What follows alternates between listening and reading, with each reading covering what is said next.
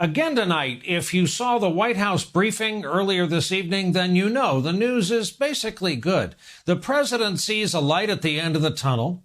He's thinking we can start making our way back to work, start circulating again. Round about Easter Sunday, he says he'd like to see churches packed on Easter Sunday. In fact, he's been thinking even sooner than Easter. At minimum, he'd like to be able to clear large sections of our country that it's safe to get back out there. Mike Pence reported today McDonald's is doing curbside pickup at select locations.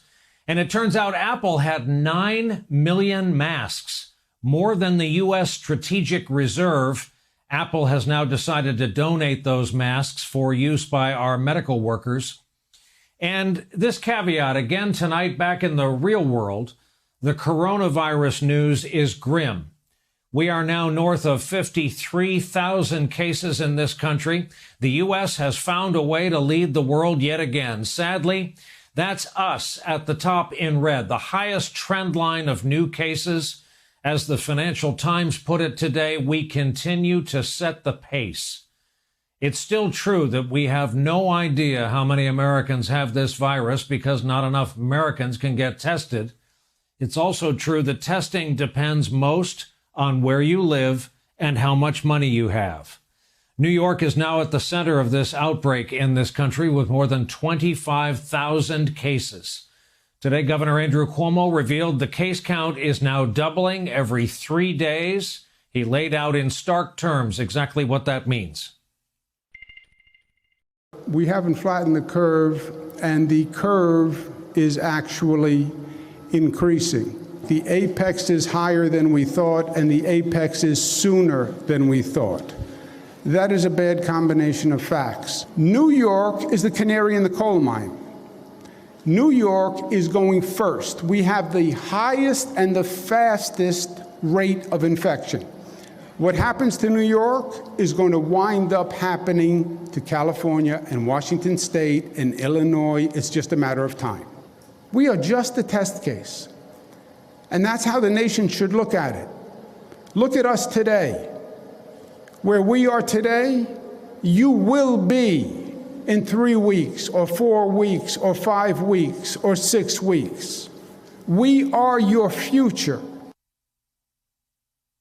The governor of New York, and this afternoon, the president and the vice president offered up their own warnings about America's largest city.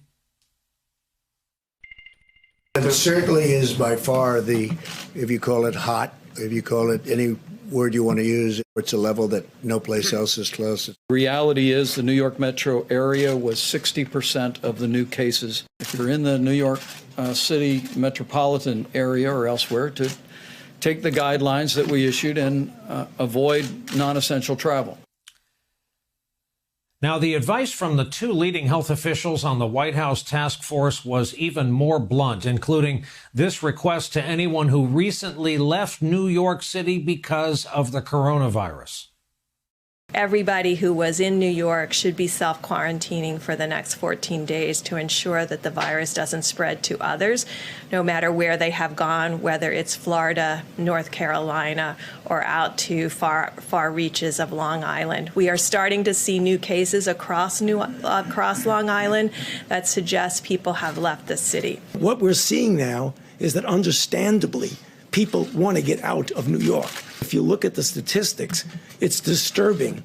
About 1 per 1,000 of these individuals are infected. That's about 8 to 10 times more than in other areas, which means when they go to another place, for their own safety, they've got to be careful, monitor themselves. Meanwhile, as you well know, as we've been covering, medical supplies are getting scarce all across our country. New York's mayor predicts the city of New York could run out of ventilators in just weeks. The shortages prompted a fresh round of claims and counterclaims today between the president and the governor of New York, Andrew Cuomo. FEMA is sending us 400 ventilators. I saw on the news this morning. We are sending 400 ventilators to New York. 400 ventilators? I need 30,000 ventilators. You want a pat on the back for sending 400 ventilators? What are we going to do with 400 ventilators when we need 30,000 ventilators? you're missing the magnitude of the problem, and the problem is defined by the magnitude. We're there to help them. They have to get that care of themselves. We're there to help them. If they don't have, like with Governor Cuomo, he had a chance to order 16,000 ventilators 2 years ago, and he turned it down. He turned down the chance. Now, he can't be blaming us, but we're there to help them. Quick fact check here from our own Ken Delanian. The purchase of 15,000 ventilators, the mentioned there, was not a recommendation. In fact, the so-called shortfall the president's talking about was based on a state task force report based on a model that used the 1918 so-called Spanish flu as its basis. This afternoon, the White House announced 4,000 ventilators are now on their way to New York, and other emergency supplies are being shipped, as they continue to say, every day around the country. Federal and state officials are also monitoring spikes in cases across the country. New Orleans is seeing a rapid rise of infections. Indeed, according to the governor, the state of Louisiana is the leading hotspot right now in the world. With all that happening, the president is ramping up his effort to, quote, reopen the country.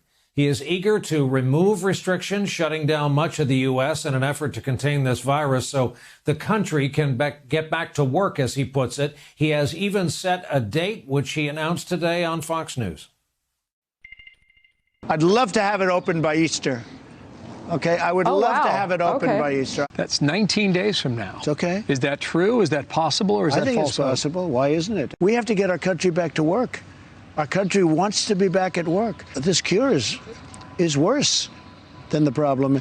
Again, many people, in my opinion, more people are going to die if we allow this to continue. Easter's a very special day for me. And I see it's sort of in that timeline that I'm thinking about. And I say, wouldn't it be great to have all of the churches full? I'm not sure that's going to be the day, but I would love to aim it right at Easter Sunday. So we're open for church service and services generally on Easter Sunday. That would be a beautiful thing.